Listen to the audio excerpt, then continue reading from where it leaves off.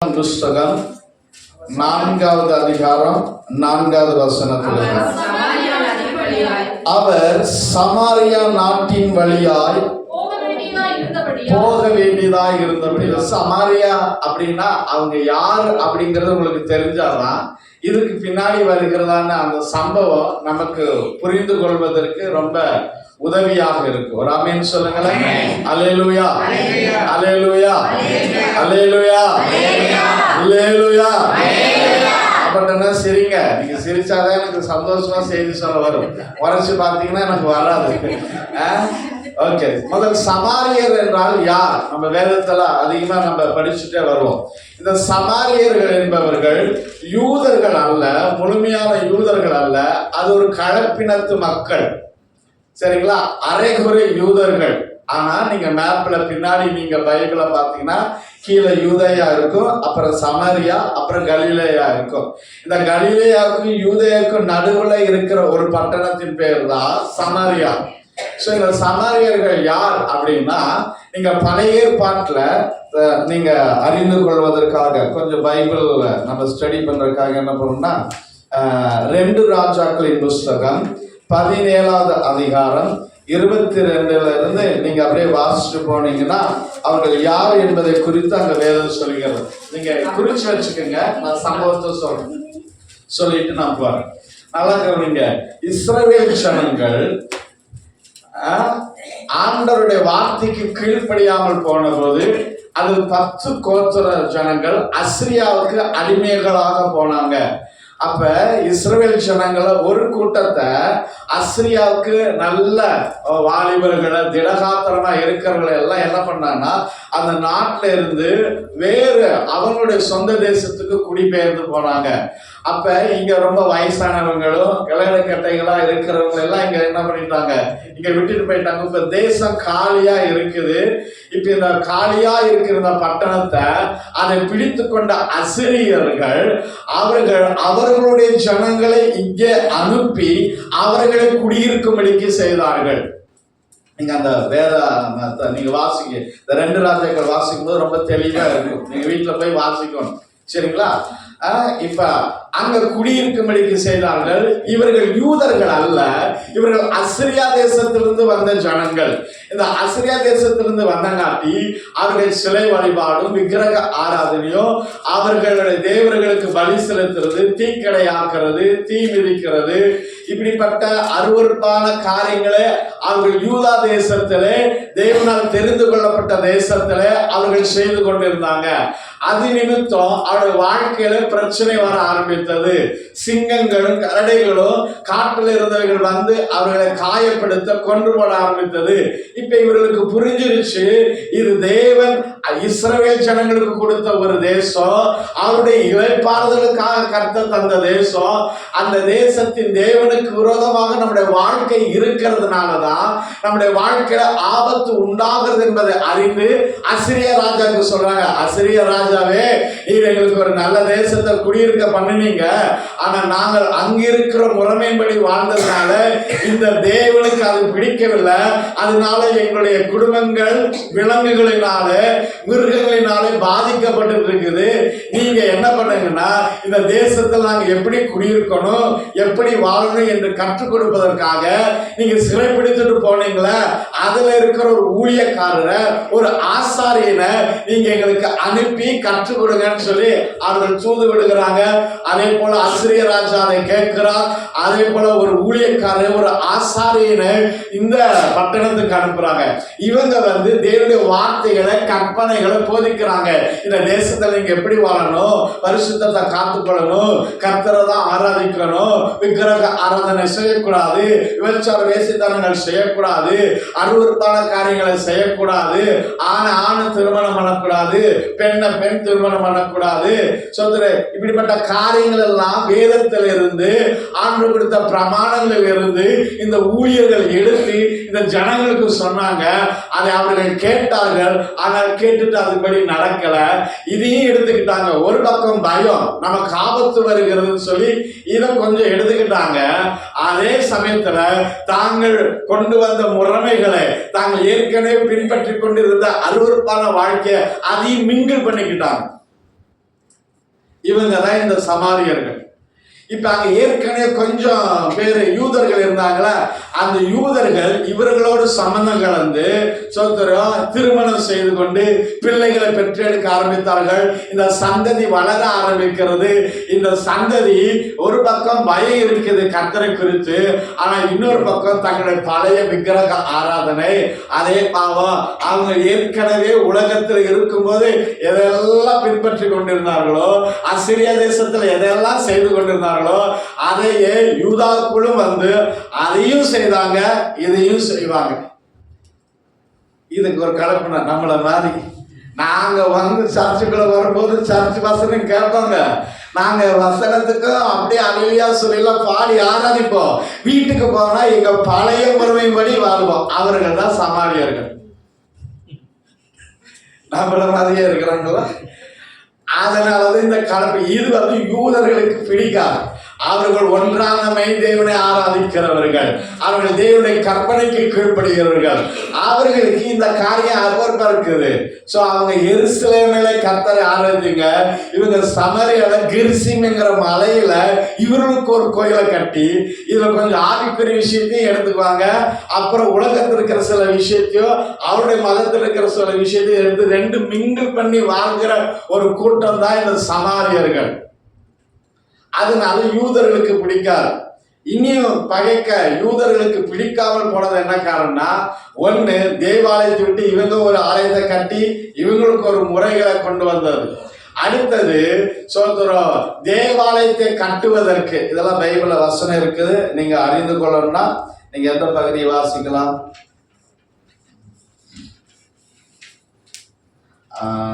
Ezra 4வது அதிகாரம் 2-11.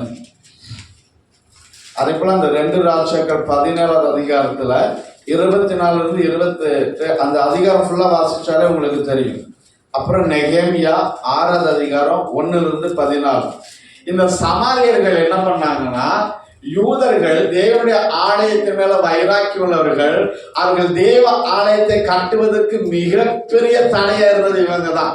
இந்த சன்பலாத்து தொபியா அலங்கத்தை கட்டுகிற போது பிரச்சனை பண்ணாங்களா, அவர்களும் இந்த சமாரியர்கள். இவர்கள் தேவனுடைய ராஜ்யத்தின் வேலையை செய்வதற்கு, தேவாலய கட்டுமான பணிக்கு இவர்கள் மிகப்பெரிய இடர்களை உண்டாக்குறவர்களாய், மனநோவை உண்டாக்குறவர்களாய், வருத்தத்தை உண்டாக்குறவர்களாய், அவருடைய காரியங்களுக்கு முட்டுக்கட்டை போடுகிறவர்களாய், அடிக்கடி மொட்டை கடுதாசி எழுதுகிறவர்களாய் இருந்து இவர்களுக்கு மிகப்பெரிய இடர்களை உண்டாக்கின காட்டி இந்த யூதர்களுக்கு இந்த சமாரியர்களை கண்டா பிடிக்காத இருக்கிற ஜனங்கள் சட்டவிரோதமான ஏதோ ஒரு காரியத்தை செஞ்சுட்டாங்கன்னா இவர்களுக்கு அடைக்கலம் கொடுக்கிற ஒரு பட்டணமாவும் அது இருந்துச்சு. அதனால யூதர்கள் பிடிக்காது. இவன் தப்பு செஞ்சிருக்கான், அவன் தண்டிக்கப்படவே, உடனே சமரியக்குள்ள உட்காந்துட்டானா அவங்க நீங்க பாதுகாப்பாங்க. அதனால யூதர்களுக்கு இன்னும் அவங்கள கண்டா பிடிக்காது. ராமேன் சொல்லுங்க. அதே போல இந்த சமாரியர்கள் வேதாந்தத்துல பழைய ஏற்பாட்டுல 5 ஆகமத்தை மட்டும்தான் ஏற்றுக்கொண்டிருந்தாங்க. ஆதியாகமம், யாத்திராகமம், லேவியராகமம், என்னாகமம், உபாகமம். இந்த 5 மோசே புஸ்தகத்தை மட்டும் ஏற்றுக்கொண்டு மற்ற தீர்க்க தரிசன சங்கீத புஸ்தகங்களாம் ஏற்றுக்கொள்ள. அதனால முழுமையான தேவனுடைய திட்டத்தை குறித்து அவர்கள் அறியாது இருந்தார்கள். அதனாலையும் யூதர்களுக்கு இவர்களை கண்டா பிடிக்காது. அப்படின்னா இந்த சமாரியர்கள் யார் என்றான்னா ஒரு கீழ்த்தரமான ஜனங்கள், யூதருடைய பார்வையில அருவருப்பானவர்கள், யூதருடைய பார்வையில் ஒரு புறச்சாதி, ஒரு கலப்பினத்தவர்கள். ஒரு யூத கலிலேயாவுக்கு போக வேண்டியதா இருந்துச்சுன்னா அவர்கள் யூதாவில் இருந்து சமரியாவுக்கு போய் கலிலேயாவுக்கு போகணும். ஆனா யூத என்ன பண்ணுவானா, அவன் நாட்டுக்குள்ள போறதே தீட்டு என்று எண்ணி அந்த ஜனங்களை பார்க்கறதே அருவருப்பு என்று சொல்லி அவர்கள் சமாரியாவின் வழியாக உள்ளே பிரவேசிக்காம அவங்க சுற்றிட்டு போவாங்க. அந்த அளவுக்கு யூதர்களால வெறுக்கப்பட்டவர்கள். இனி ஒரு சம்பவத்தை சொல்லிட்டு அப்புறம் செய்திக்கு போக விரும்புறேன்.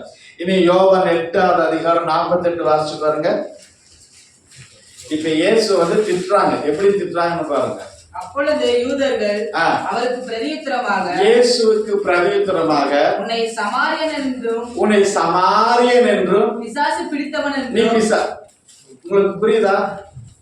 நீ பிசாசு பிடிச்ச சமாரியன். புரியுதா உங்களுக்கு? அவன் சமாரியர்களை எப்படி வச்சிருந்தாங்க யூதர்கள்? பிசாசு பிடித்தவனுக்கு சமமாக சமாரியர்களை அவங்க நினைவு கூர்ந்தாங்க. அதனால யூதர்களுக்கு சமாரியர்களை கண்டா பிடிக்காது. அவர் மேல காலகாலமாய் பகை உள்ளவர்களாக இருந்தார்கள். இவர்கள் தேவனுடைய ஆலயத்தை கட்டுவதற்கு எதிர்த்து நின்ற ஜனங்கள். தேவன் கொடுத்த தேசத்தில் மதில் சுவர்களை எழுப்புவது நெகமியா காலத்தில் தடை செய்தவர்கள். ராஜாவுக்கு விரோதமாக மொட்டை கடதாசி போட்டு ஆலயத்தின் வேலைகளையும் மதில் சுவரை கட்டதற்கு மிகப்பெரிய தடையா இருந்தவங்க. இவர்கள் முழுமையான வேதத்தை ஏற்றுக்கொள்ளாமல் வெறும் பஞ்சாகமத்தை மாற்ற ஏற்றுக்கொண்டு அதுல தவறான காரியங்களை உட்படுத்தினர்கள், விக்கிரகாராதனை செய்கிறவர்கள். எல்லாவற்றையும் இங்க இருக்கிற பிரமாணத்திலிருந்து கொஞ்சமோ அவங்களுடைய தேசத்திலிருந்து கொஞ்சம் எல்லாத்தையும் கலந்து வாழ்றங்காட்டி யூதர்களுக்கு இவர்களை கண்டால் ஒரு அருவருப்பு. இவர்கள் யூதர்களாலே வெறுக்கப்பட்டவர்கள், யூதர்களாலே ஒதுக்கப்பட்டவர்கள். அவர்களை ஆவிக்குரியவர்களாக அவர்கள் கருதவில்லை. அவர்கள் ஒரு யூத குலத்தை சேர்ந்து கருதவில்லை. அவங்க அறக்குறையா காட்டி அவர்களை பிசாசுக்கு ஒப்பிட்டாங்க சொல்றாங்க. உங்களுக்கு புரியுதா? இப்ப சமாரியர்கள் யாருன்னு உங்களுக்கு தெரியுதா? இப்ப அந்த யூதர்களால வெறுக்கப்பட்ட, ஒதுக்கப்பட்ட, அவர்கள் ஆவிக்கர்கள் அல்ல, அவர்கள் கலப்பினமானவர்கள், கீழானவர்கள், தகுதியற்றவர்கள், தேவனுக்கு பிரியமில்லாதவர்களாக இருந்த அந்த சமாரியாவின் பட்டணத்துக்குள்ள இயேசு பிரவேசித்தார். ஒரு அல்லேலூயா சொல்லுங்க. அல்லேலூயா. நாம ஒருவேளை சமுதாயத்துல தள்ளப்பட்டவர்களாய், புறக்கணிக்கப்பட்டவர்களாய், அங்கீகாரம் இல்லாதவர்களாய் இருக்கலாம். அவர்களை தேடிதான் இயேசு வரா. பக்கத்துல பார்த்து சொல்லுங்க, ஒருவேளை உன்னை இப்படிதான் எல்லாம் ஒதுக்கி வச்சிருக்கிறாங்களா, எல்லாம் தள்ளி வச்சிருக்கிறாங்களா, நீ தகுதி இல்ல, கீழானவ, சோதரம், நீ ஆவிக்குரிய சிந்தையற்றன்னு சொல்லி எல்லாம் ஒதுக்கி வச்சிருக்கிறாங்களா, உங்களை தேடி இந்த பகல் வேளையில ஆண்டவர் வந்திருக்கிறார். ஒரு ஆமென் சொல்லுங்க. இயேசு சமாரியக்குள்ள பிரவேசிக்கிறது ஒரு பெரிய என்ன விஷயம். அவனை அன்பை வெளிப்படுத்துவதற்காக இங்க பாரு, இந்த சமுதாயம் உன்னை ஒதுக்கி தள்ளி வச்சிருக்கிறது. இந்த ஜனங்கள் உன்னை அருவருப்பா பார்க்கிறாங்க. இந்த ஜனங்கள் உன்னோடு கூட பார்ப்பதற்கு, உன்னை தொடுவதற்கு, உன்னோடு பேசுவதற்கு விரும்பவில்லை. ஆனா நான் உன்னை அருகே வந்து உன்னோடு உட்கார்ந்து பேசுவதற்கு, உன்னை தொடுவதற்கு நான் ஆசையா இருக்கிறேன். ஆமென் சொல்லுங்க. அல்லேலூயா. எந்த ஜனங்களால சமுதாயத்துல ஒடுக்கப்பட்டிருந்தார்களோ, நொறுக்கப்பட்டிருந்தார்களோ, புறக்கணிக்கப்பட்டு இருந்தார்களோ, தள்ளப்பட்டிருந்தார்களோ, அவர்களை தேடி இயேசு வந்தார். இப்ப சமாரியாக்குள்ள வராத பெரிய விஷயமா சின்ன விஷயமா? பக்கத்துல பார்த்து சொல்லுங்க, இப்படிதான் உன்னையும் தேடி வந்தாரு. நீ ஒரு சமாரியனை போலதான் இருந்த. நீ பண்றது உனக்கே என்ன தெரியல, எல்லாத்தையும் யாரும் எதை சொன்னாலும் கேட்டு அதை செய்யறது. இது இங்கேயும் வந்து கொஞ்சம் வசனத்தையும் கேட்டுக்கிறது, அங்க போய் அவன் சொல்றதையும் கேட்டுக்கிறது, எல்லாத்தையும் மிங்கிள் பண்ணி ஏதோ ஒண்ணு செஞ்சுக்கிட்டு இருக்கிறது. இப்படி இருந்த நம்மை தேடி இயேசு வந்தார். ஆமென் சொல்லுங்க. இப்ப நீங்க இந்த வேத பகுதியில வாசிக்கும் போது இப்ப சமாரியர் யாருன்னா புரிஞ்சுக்கிட்டு இப்ப நீங்க வசனத்துக்கு வாங்க. சமாரியா நாட்டின் வழியாய் போக வேண்டியதா இருந்தபடியால் யாக்கோபு தன் குமாரனாகிய யோசேப்பு கொடுத்த நிலத்துக்கு அருகே இந்த சமாரியாவில் உள்ள சீகார் எனப்பட்ட ஊருக்கு வந்தார். அங்கே யாக்கோபுடைய கிணறு இருந்தது. இயேசு பிரயாணத்தினால் இளைப்படைந்தவராய், அவர் இளைப்படைந்தவராய், சோர்ந்து போனவராய் அந்த கிணற்றுக்கு அருகே உட்கார்ந்தார். அந்த சமாரியாவின் கிணற்று அருகே உட்கார்ந்தார். அப்பொழுது ஏறக்குறைய 6 மணி வேளையாய், 6 மணி வேலைன்னா நம்ம கணக்குப்படி என்னன்னா மதியம் 12 மணி. மதியம் 12 மணிக்கு இயேசு அங்க உட்காந்துருக்காரு தாகம் எடுத்து. இப்ப மதியம் 12 மணிக்கு எவனா தண்ணி எடுக்க போவாங்களா வீட்டுல? ஒன்னா காலையில தண்ணி பிடிப்போம் அல்லது சாயங்காலம் பிடிப்போம். மதிய வேலை தண்ணி வந்தாலும் என்ன பண்ண மாட்டோம், ரோட்ல போய் பிடிப்போமா? ஏன்?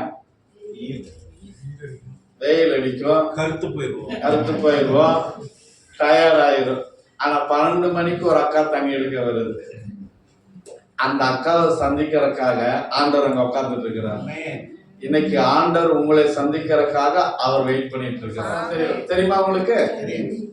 தெரியலன்னா திரும்ப நான் சொல்றேன். இயேசு சமரியன் ஊருக்கு போனாரா, அங்க போகும்போது அவருக்கு ரொம்ப சோர்வு வந்துருச்சா, அவருக்கு தண்ணி தாகம் எடுக்க ஆரம்பிச்சு. அப்ப அந்த தண்ணி தாகத்துக்காக ஒரு கிணற்றங்க உட்கார்ந்து இருந்தாரு. ஏன்னா அவர் இடத்துல முன்னெடுப்பதற்கு எந்த பாத்திரமும் இல்லை. இப்ப 12 மணிக்கு ஒரு அக்கா வர்றாங்க. அந்த அக்கா கிட்ட வந்து கேட்கிறாரு, எனக்கு தாகத்துக்கு கொஞ்சம் தண்ணி தான் கேட்கிறாங்க.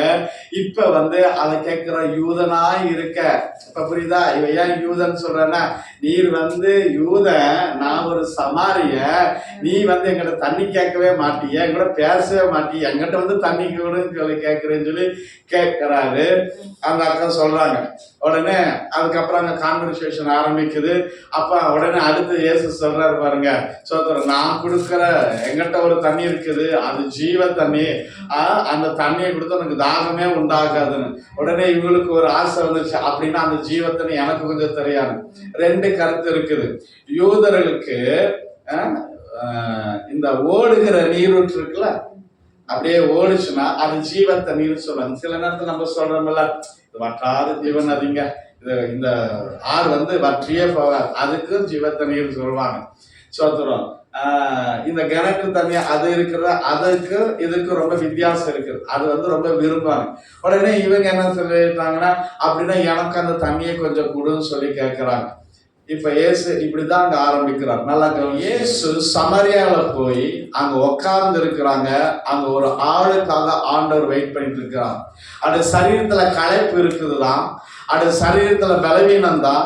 ஏன்னா அதுக்கு முன்னாடி அங்க நல்ல பயங்கரமான ஊழியர்களை செய்துட்டு அடுத்த பகுதிக்கு வந்திருக்கிறார். அங்க நடைப்பிரயாணத்துல வந்திருக்கிறாங்க. அவர் சோர்ந்து போய் இருக்கிறாங்க. ஆனாலும் ஒரே ஒரு நபருக்காக அவர் காத்துக்கிட்டு இருக்கிறாரு. அந்த அம்மாவுடைய வாழ்க்கையை குறித்து சொல்லுகிறது. நல்லா கேளுங்க. இயேசுவை சந்திப்பதற்கு முன் அந்த அம்மாவுடைய வாழ்க்கை ஒரு தோல்வியின் வாழ்க்கை. ஏன்னா அந்த அம்மாவுக்கு 5 புருஷர்கள் இருந்தார்கள். அந்த வாழ்க்கை நம்பிக்கையற்று போய் இருந்தது. ஏன்னா எவன் நம்ம கூட இருப்பான், எவன் விட்டுட்டு போவான்னு தெரியல. அந்த அம்மாவுடைய வாழ்க்கை அவமானம் இருந்தது, சமுதாயத்தால அங்கீகரிக்கப்படாதது, அவங்க புறமே தள்ளப்பட்டவங்க. அதனாலதான் 12 மணிக்கு வராங்க. எதுக்கு இவளுடைய வாயில விழணும், இவளை வந்தா நம்மள ஏதோ குத்தி பேசுவாளுங்க, குறை சொல்லுவாளுங்க, அதுங்காட்டி இவளெல்லாம் தண்ணி பிடிச்சிட்டு போகட்டும், நான் தனியா போய்க்கிறேன், வெயிலா இருந்தாலும் பரவாயில்ல, இவங்களுடைய வாயில விழாம நான் இருந்துட்டா போதும் சொல்லி தன்னுடைய நொந்து போன சூழ்நிலையில அவர்கள் தண்ணீர் எடுக்கிறதுக்காக வரா. அவருடைய வாழ்க்கை அவலமானது. இந்த சகோதரியை காண்றதுக்கு தான் இயேசு உட்கார்ந்துட்டு இருக்கிறாரு. இவருடைய வாழ்க்கை இயேசுவை சந்திக்கிற வரைக்கும் வெற்றிடமாய் இருந்தது, ஏமாற்றப்பட்டது. இன்றைக்கு ஒருவேளை உங்களோட வாழ்க்கை அப்படிப்பட்ட சூழ்நிலையில இருக்கலாம். நீங்கள் ஏமாற்றப்பட்டு இருக்கலாம், மனிதனால கைவிடப்பட்டு இருக்கலாம். சோதரன், நீங்கள் இப்பொழுது இருக்கிற வாழ்க்கை குறித்து உங்களுக்கு நம்பிக்கையற்ற சூழ்நிலை இருக்கலாம். எதிர்காலத்தை குறித்து பயம். ஏன்னா இப்ப இருக்கிற 5வது நபரும் தன்னை விட்டு, தன்னோடு இருப்பாரா, தன்னை விட்டு போயிடுவாராங்கிற நம்பிக்கையற்ற நிலைமை. ஒருவேளை அவளுக்கு பலவீனம் வந்திருக்கலாம். அங்க இருக்கிறவங்களாம் அவளை நிந்தித்து பேசியிருக்கலாம்.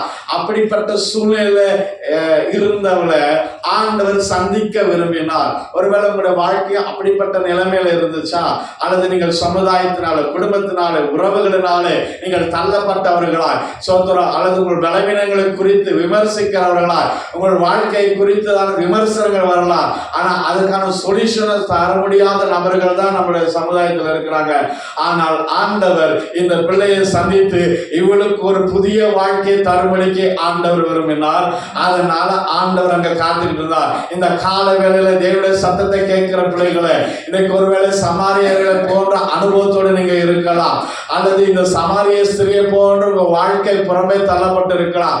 அவளுடைய பலவீனம் அது, அல்லது நம்முடைய பலவீனம் வேறு எதுவாக இருக்கலாம். நாம் ஏதோ ஒரு பாவத்தில் சிக்கி, அல்லது நம்முடைய வாழ்க்கையை ஒன்றுமில்லாமல் ஆக்கி போட்டிருக்கலாம், நம்முடைய வாழ்க்கை சூனியமாக்கி போட்டிருக்கலாம். ஒருவேளை அவள் உணர்ந்திருப்பா, என் வாழ்க்கையை நானே கெடுத்துட்டேன், என் வாலிபத்தை நானே கெடுத்துட்டேன், என் அழகை நானே கெடுத்துட்டேன், என்னுடைய அறிவை நானே கெடுத்துட்டேன், என் வாழ்க்கை இன்னைக்கு சூனியமா இருக்கிறது, இந்த வாழ்க்கை இனி மாறாதுதான், இது ஒருவேளை இது என்னுடைய தலையெழுத்தாக இருக்கலாம், கடவுள் என் தலையில எழுதிட்டார் போல இருக்கு, அதனால நம்ம இப்படியே காலத்தை கடந்துக்கலாம், ஏதோ வெந்ததை தின்னு விதி வந்தா சாவதுங்கிற வாழ்க்கையில தன்னுடைய வாழ்க்கையை நகர்த்து கொண்டிருந்த போது ஆண்டவர் அந்த சகோதரி சந்திக்க அவர் விருப்பம் உள்ளவராய் இருந்தார். அவருடைய வாழ்க்கையை மாற்றுவதற்கு தேவன் சித்தம் உள்ளவராக இருந்தார். இந்த காலையில கர்த்தருடைய வார்த்தை கேட்கிற தேவ பிள்ளையே, உன்னுடைய வாழ்க்கையை மாற்றுவதற்கு தேவன் விருப்பமுடையவராக இருக்கிறார். உன் வாழ்க்கையை சந்திக்க அவர் விருப்பமுடையவராக இருக்கிறார். நீங்கள் தேவனை சந்திக்க ஆரம்பிக்கிற போது உங்க வாழ்க்கை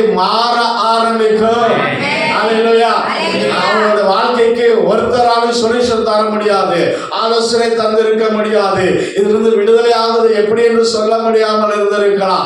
உங்க வாழ்க்கையிலும் சில பேர் அப்படி சொல்றாங்க, ஐயோ அவ்வளவுதான் வாழ்க்கை முடிஞ்சிருச்சு, இதுக்கப்புறம் ஒன்றும் செய்ய முடியாது, நீ அப்படியே வாழ்ந்து கழிச்சுட்டு போன்னு சொல்லியிருக்கலாம். இனி உங்க அளவீனம் மாறாது, உன் குடும்ப சூழ்நிலை மாறாது, உன் பிள்ளைங்க மாற மாட்டாங்க, உன் கணவர் மாற மாட்டாரு, உன்னோட பிசினஸ்ல வளர்ச்சி இருக்காது, நீ ஆவிக்குரிய வாழ்நிலை உறுதிச்சி அடைய முடியாது, நீங்களாம் கர்த்தருக்கு ஊழியம் செய்யறதுக்கு தகுதி இழந்துட்ட, வயசை இழந்துட்ட, வாலிபத்தை இழந்துட்ட, தரிசனத்தை இழந்துட்ட, வாழ்க்கையின் திட்டத்திலே நீ நாசமாக்கி போட்டுட்ட, இனி உனக்கு ஒரு விடிவு காலம் இல்லை என்று சொல்லி உலகம் உங்களை பார்த்து என்னை பார்த்து சொல்லி இருக்கலாம். ஆனால் இயேசு என்னை உங்களை சந்திக்கிற போது அவைகளை மாற்ற வல்லமையுடையவராக இருக்கிறார்.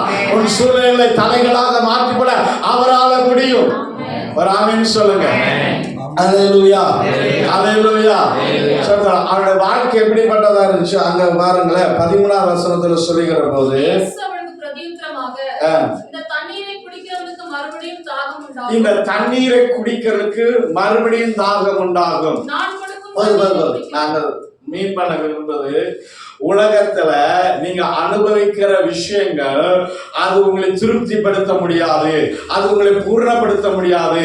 நீங்கள் பணத்தை தேடலாம், அல்லது கல்யாணம் பண்ணா மாறிடும், நல்ல வேலை கிடைச்சா மாறிடும், நல்ல வீடு கிடைச்சா மாறிடும், நல்ல வாகனங்கள் கிடைச்சா மாறிடும் அப்படின்னு சொல்லி நீங்க உலகத்துல தேடிக்கிட்டே இருக்கிறீங்க.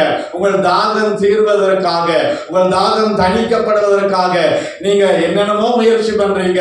அங்க போனா நல்லாயிரும், இங்க போனா நல்லாயிரும், இதை வாங்கிட்டா நல்லாயிரும், வீட்டுல இந்த பணத்தை மாட்டினா நல்லாயிரும், வாசலை இதை பூசிட்டா நல்லாயிரும், அல்லது கையில இதை கட்டிட்டா நல்லாயிரும், அல்லது இந்த கம்பெனில இருந்து அந்த கம்பெனிக்கு போன என் வாழ்க்கை உயர்ந்துரும், அல்லது இவ்வளவு கல்யாணம் பண்ணலாம் அவளை கல்யாணம் பண்ணிருந்த என் வாழ்க்கை நல்லாயிரும் அப்படின்னு உங்கள் தாகங்களை தணிப்பதற்கு நீங்கள் ஓடிக்கொண்டு இருக்கலாம். ஆனால் ஒரு நாளும் இந்த உலகம் உங்கள் தாகத்தை தணிக்க முடியாது. நீங்க எத்தனை முறை நீங்க போனாலும் திரும்ப திரும்ப உங்களுக்கு தாகம் எடுத்துட்டே தான் இருக்கும். உங்கள் தாகத்தை தீர்க்கிற ஒருத்தர் உண்டு, அவருடைய நாமம் இயேசு கிறிஸ்து. உங்க ஆத்மாவை திருப்திப்படுத்தவே முடியாது. மனுஷனுக்குள்ள ஒரு வெற்றிடம் இருக்குது, ஒரு காலியான ஒரு பிளேஸ் இருக்குது. அது இந்த உலகம் பாட்டு கேட்டா என்னுடைய டிப்ரெஷன் மாறிடும் நினைக்குது, சினிமா பார்த்தா என் டிப்ரெஷன் மாறிடும், ஏன்னா எனக்குள்ள ஏதோ ஒரு வெறுமை இருக்கிறத உணர்றேன்.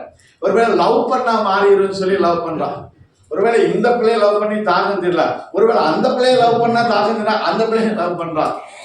ஒருவேளை இந்த வேலைக்கு போனா நம்முடைய சூழ்நிலை மாறும், என் வெற்றிட மாறும். அதுக்கு ஒரு காலு கட்டு போட்டுருங்க, கல்யாணமான எல்லாம் மாறும், காலு கட்டு போட்டு அப்புறம் குழந்தை பிறந்து எல்லாம் மாறி இருப்பாங்க, ஒண்ணு மாற, வீடு கட்டினா எல்லாம் மாறி இருப்பாங்க, வண்டியெல்லாம் வாங்கி செட்டில் ஆன மாற.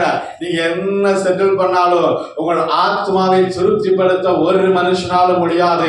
உலகம் உங்களை தாகம் தீர்க்க முடியாது. நீங்க உலகத்துல ஓடிக்கிட்டே இருக்கிற வரைக்கும் உங்களுக்கு தாகம் எடுத்துக்கிட்டே இருக்கும், கடைசி வரைக்கும் ஓடிட்டு இருப்பீங்க.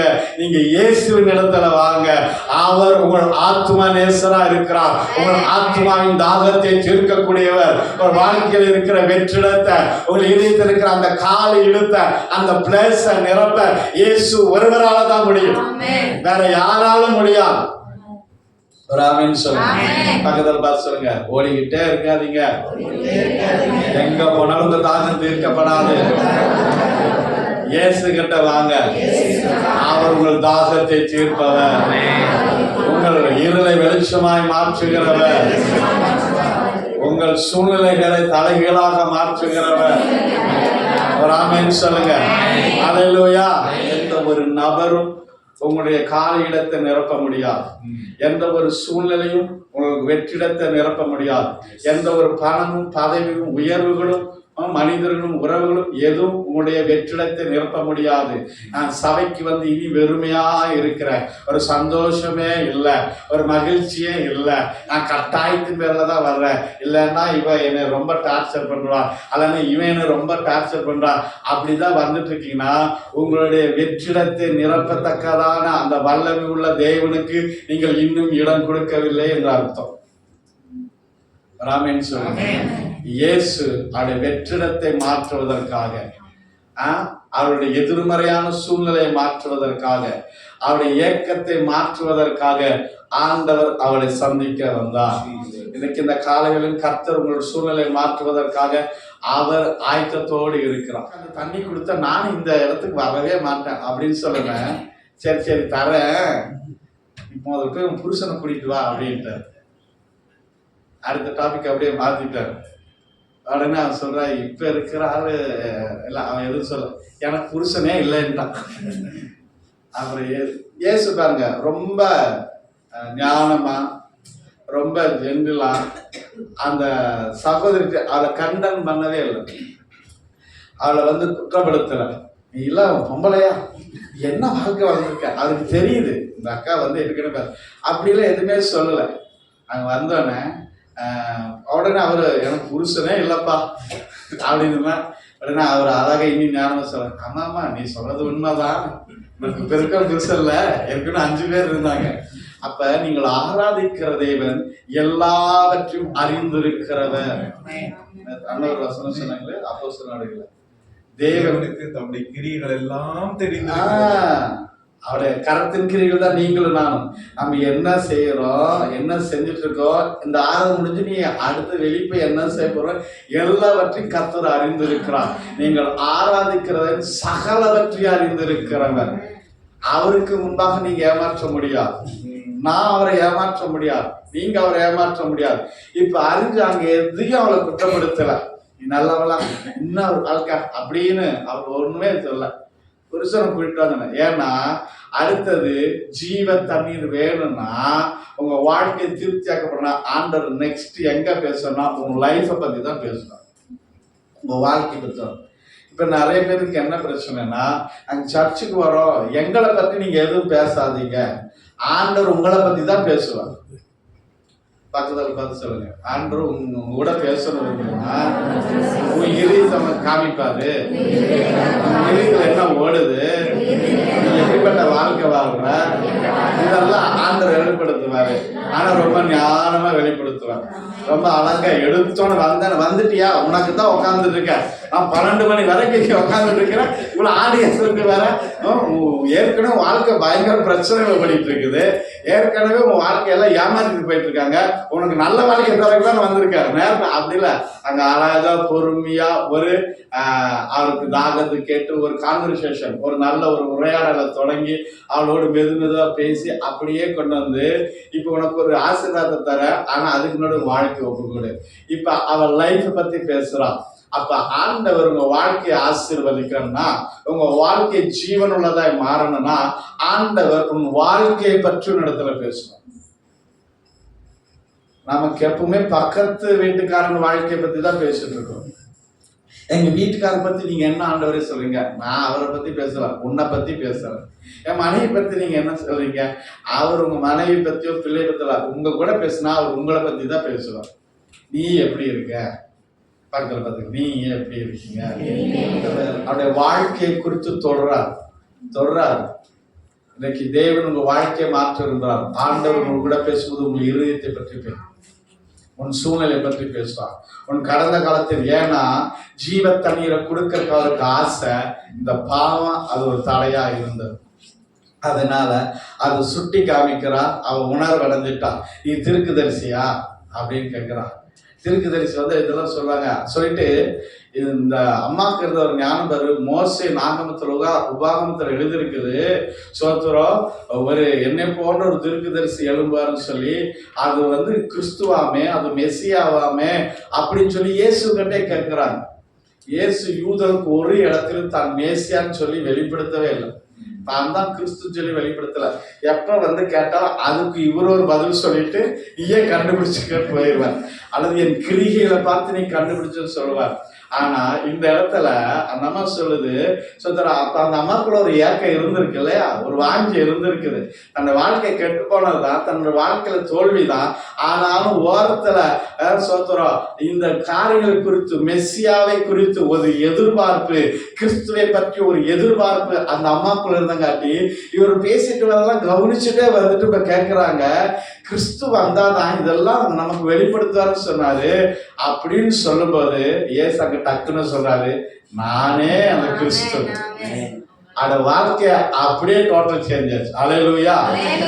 இயேசுவ வெறும் சுகமாக்குறவரா, ஒரு டாக்டரா, ஒரு கம்பவுண்டரா, ஒரு வாட்ச்மேனா, ஒரு ஃபைனான்சியரா அப்படி நீங்க பாத்தீங்கன்னா உங்க வாழ்க்கையில ரட்சிப்பு வராது.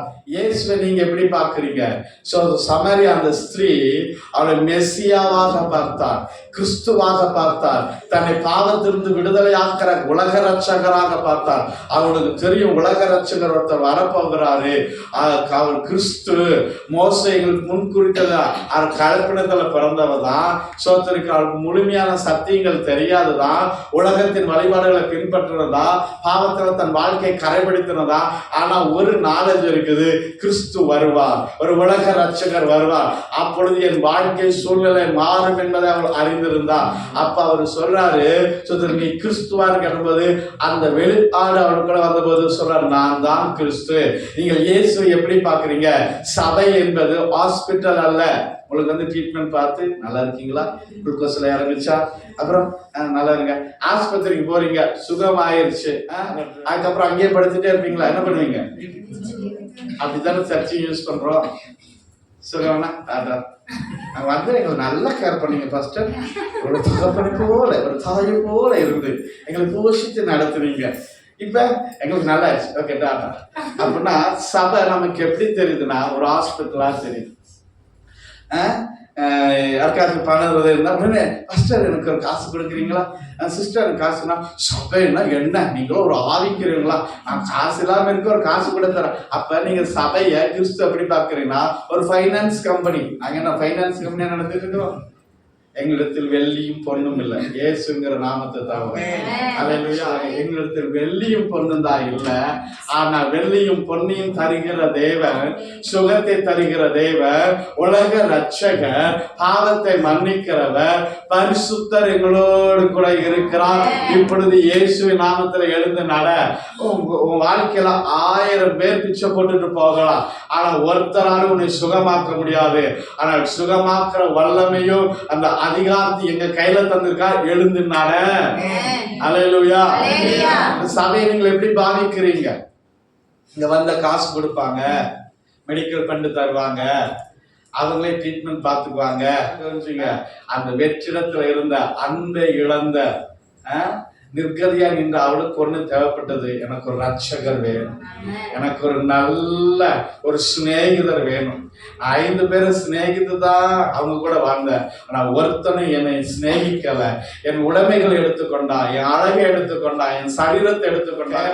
இன்னொரு நபர் அல்ல என்னை சிநேகிக்க, என்னை ரட்சிக்கத்தக்கதான, என் இருதயத்தின் வெறுமை மாற்றத்தக்க ஒரு நபர் தேவை. ஆண்டவர் சரியான நேரத்தோட வாழ்க்கையில இடைப்பட்டாரு. ஆமென் சொல்லுங்க. இப்ப சொல்றாரு, நான் தான் அந்த கிறிஸ்து, நான் தான் மெசியான்னு சொன்னபோது அப்படியே தண்ணி எடுக்க வந்தா குடத்தை போட்டு போயிட்டான். நான் இயேசு கிறிஸ்துவ சந்திச்சுட்டேன், வருகிற மெசியா என்கிறவரை நான் பார்த்துட்டேன். நீங்களும் வந்து பாருங்க. அதுக்கு இயேசுவை சந்திக்கிற வரைக்கும் அவட வாழ்க்கை பாவமானது, இயேசுவை சந்திக்கிறதுக்கு முன்னாடி வாழ்க்கை வெறுமையானது, ஏமாற்றப்பட்டது. இயேசுவை சந்திச்சு கொஞ்சம் ஒரு இன்டிமேசி, தேவனுக்கு இயேசுக்கு அவளுக்கு ஒரு தனிப்பட்ட உரையாடல், தனிப்பட்ட பேச்சு, அதோட வாழ்க்கையை அடுத்த ஒரு லெவலுக்கு கொண்டு போயிடுச்சு. இன்னைக்கு உங்க வாழ்க்கையில உங்களுக்கும் இயேசுக்கு ஒரு தனிப்பட்ட உரையாடல், ஒரு இன்டிமேசி. அவர் அந்த வசனம் சொல்லுது, கிணற்றறைய உட்கார்ந்து இருந்தார். அதான் ரொம்ப, நீங்க ஆண்டோட சமூகத்துல எவ்வளவு நேரம் உட்காருவீங்க? அவர் ரெடியா இருக்கிறார். அவளும் அந்த வெயில்ல கடக்க அவர் கூட உட்கார்ந்து பேசின போது அந்த வாழ்க்கை மாறும். யாருடைய வாழ்க்கையில தனிப்பட்ட விதத்துல கர்த்தரோடு பேசுகிற அனுபவம், தேவ வார்த்தையோடு பேசுகிற அனுபவம் இருக்குதோ அவங்களோட வாழ்க்கை மாறும். இன்டிமேசி. இயேசு கூட பேசி பேச அவருடைய வார்த்தை அவர்களை கிரியை செய்ய ஆரம்பித்தது. அவனை அதுவரைக்கும் சிறைப்படுத்திருந்த அவருடைய மனதை கட்டுப்படுத்திருந்த எல்லா கட்டுகளும் அவருடைய வார்த்தையினால விடுதலை உண்டானது. அவன் என்ன பர்பஸ்க்காக வந்தாலோ அதை விட்டுட்டான். அவன் தன்னுடைய தாகத்தை தீர்ப்பதற்காக வந்தவன், தண்ணி எடுக்க வந்தவன் தண்ணி குடத்தை போட்டுட்டான். இப்போ ஊருக்குள்ள போய் சொல்றாரு, நான் கிறிஸ்துவை பார்த்தேன், மெஸ்ஸியாவை பார்த்தேன், நீங்களும் வந்து பாருங்க, நீங்களும் அவர் வந்து சந்திச்சு பாருங்கன்னு சொல்லி சோத்திரம் ஒரு சபிக்கப்பட்ட பட்டணத்தை இருக்கிறோம், ஒரு யூதர்களால் வெறுக்கப்பட்ட ஒரு பட்டணத்தை, அருவருப்பா பார்க்கப்பட்ட அந்த ஜனங்களுக்கு ஒரு நற்செய்தியை கொண்டு போகிற ஒரு சுவிசேஷகியா கர்த்தருடைய வாழ்க்கையை மாற்றினார். ஆமென் சொல்லுங்க. சோத்திரம். வேதம் சொல்லுகிறது சுவிசேஷனுடைய பாதைகள் மிக அழகானது. ஆண்டவர் அதை ரொம்ப ஹானர் பண்றாரு. அதை அழகாதுங்கள். ஒரு காலத்துல தாகம் தணிக்கப்படுவதற்காக எங்கெங்கே ஓடின கால்கள் இப்பொழுது சுவிசேஷத்தை சொல்வதற்காக, இயேசுவின் நாமத்தை சொல்வதற்காக, மெசியா வந்துட்டார் என்கிற அந்த நற்செய்திய சமாரியர்களுக்கு முதலாக கொண்டு போனது இந்த சகோதரியே. ஆமென் சொல்லுங்க. ஒருவேளை கர்த்தர் உன் வாழ்க்கையில சந்திக்கிற போது, உன் வாழ்க்கையில தேவனுக்கு உனக்கு ஒரு தனிப்பட்ட இன்டிமேசி இருந்துச்சுன்னா உன் வாழ்க்கை சேஞ்சஸ் ஆகும். நான் ஜெபம் பண்ற வாழ்க்கை மாறல, நான் வேலை வாசிக்கிற வாழ்க்கை பண்ணா அங்க ஏதோ தப்பு இருக்குது. நீ உட்கார்ல அவரு நின்று ரெண்டு பேரும் சம்பாஷணை பண்ணாங்க. ஒரு இன்டிமேசி, ஒரு தனிப்பட்ட உறவு இன்னைக்கு உங்களுக்கு இயேசுக்கு இருக்குதா? உனக்கு தனிப்பட்ட ஜெப நேரம் ஒன்று இருக்குதா? தனிப்பட்ட வேத வாசிப்பு ஒன்று இருக்குதா? தனிப்பட்ட விதத்துல ஆராதனை ஒன்று இருக்குதா? சோத்து இருக்கிறோம். உபவாச வாழ்க்கைங்கிறது தனிப்பட்ட வாழ்க்கையில இருக்குதா? சபைக்கு முக்கியத்துவம் கொடுக்கிற அனுபவம் வாழ்க்கையில இருக்குதா? தேவனுடைய ஆலோசனைக்கு முக்கியத்துவம் கொடுக்கிற அனுபவம் இருக்குதா? உனக்கும் தேவனுக்கும் தனிப்பட்ட வாழ்க்கை நெருக்கமா இருந்தா உன் வாழ்க்கைய ஆண்டவர் தலைகளை மாற்றார். ஒரு காலத்துல அந்த ஜனங்களுக்கு இவ்வளவு அருவருப்பானவர், தீண்டத்தகாதவள், அவர்களே தீண்டத்தகாதவர்கள், அவர்களுக்கு இவள் ரொம்ப தீண்ட தகாதவளா இருந்தான். அருவருப்பா பார்த்தாங்க, அப்பிரயோஜனமா பார்த்தாங்க. இப்ப அந்த பட்டணத்துக்கே சுவிசேஷத்தை கொண்டு போகிற ஒரு வல்லமையான ஊழியக்காரிய கர்த்தர் மாற்றிட்டான். தேவனை நீங்க நெருங்க ஆரம்பிக்கும் போது, தேவனோடு சம்பாசிக்க ஆரம்பிக்கும் போது உங்க வாழ்க்கை மாறும். ஒரு ஆமென் சொல்லுங்க. அல்லேலூயா. இந்த காலையில தேவனுடைய வார்த்தை கேட்டுக்கொண்டிருக்கிற தேவ பிள்ளையே, அவர் எல்லாவற்றையும் அறிந்திருக்கிற தேவன், உன் தாகங்களை தணிக்கிற தேவன், உன்னுடைய வாழ்க்கை முறைகளை மாற்றுகிற தேவன். அந்த வாழ்க்கை அதோடு மாறினது. அதுக்கப்புறம் சமாரியர்கள் வராங்க. அவர்கள் சோத்ரா அவள் சொன்ன வார்த்தை கேட்டு அநேகர் ரட்சிக்கப்பட்டாங்க. அதுக்கப்புறம் பின்னாடி சொல்றாங்க, சொன்ன வார்த்தையல்லப்பா, அவட வாயிலிருந்து புறப்பட்டு வந்த ஒவ்வொரு வார்த்தையும் கேட்டு கேட்டு அவட உபதேசத்தை கேட்கும் போது, இவரே மெய்யான உலக ரட்சகராகி கிறிஸ்து என்பதை நாங்கள் அறிந்து கொண்டோம். சபைக்கு ஒரு வெளிப்பாடு வேணும். நீங்கள் ஆராதிக்கிற தேவன் உலக ரட்சகர், அவரு மெய்யான தேவன். மனிதனுடைய பாவத்துக்காக, மனிதனுடைய சாபத்துக்காக அவர் வானத்தில் இருந்து மனித அவதாரம் எடுத்து இந்த பூமிக்கு வந்து நம்முடைய பாவத்தின் சாபத்தின் நோய்களும் பலவீனத்தின் தரித்திரங்களும் சுமந்து கொண்டு சிலுவையிலே நமக்காக மரித்து அந்த கடைசி சொட்டு ரத்தத்தை நமக்காக சிந்தி அடக்கம் பண்ணப்பட்டு மறுபடியும் 3ஆம் நாள் உயிரோடு கூட எழுந்தார்.